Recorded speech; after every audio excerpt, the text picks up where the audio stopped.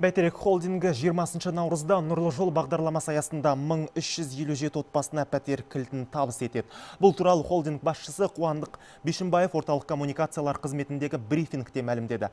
Тағы бір жақсы жаңалық: Қазақстанда арендалық баспананы мерзімінен бұрын сатып алу уақыты қысқартылды. Толығырақ тілші материалында. Нұрлы жол бағдарламасы аясында наурыз мейрамы қарсаңында бірнеше жылдан бері пәтер кезегінде тұрған азаматтар баспаналы болады. Тек Астана қаласында аумағы 7,5 мың шаршы метр болатын 86 пәтер кілті тұрғындарға табыс етілсе, Алматыда 803, Көкшетауда 337, Семейде 120, Қостанайда 11 отбасы баспаналы болады. Бұл ретте ұзақ жылдар бойы кезекте тұрған жандар мен көп балалы отбасыларға басымдық беріледі. Жыл аяғына дейін Нұрлы жол бағдарламасы аясында 3000 отбасы пәтер кілтіне қол жеткізбек.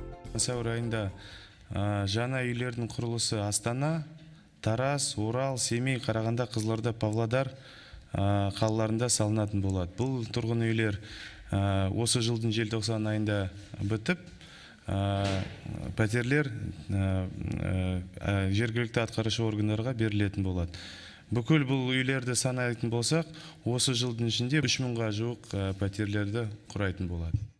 Сондай-ақ Қазақстанда жалға берілетін баспананы мерзімнен бұрын сатып алу уақыты қысқартылды. Бұл туралы брифинг барысында Қазақстанның ипотекалық компаниясы басқарма басшысының орынбасары Болат Досмұхамедов айтты. Қолжетімді баспана 2020 бағдарламасы бойынша біз төлем мерзімін 15-тен 20 жылға дейін ұзарттық. Сондай-ақ белгіленген уақытынан бұрын сатып алу мүмкіндігі 10 жылдан 5 жылға дейін қысқартылды.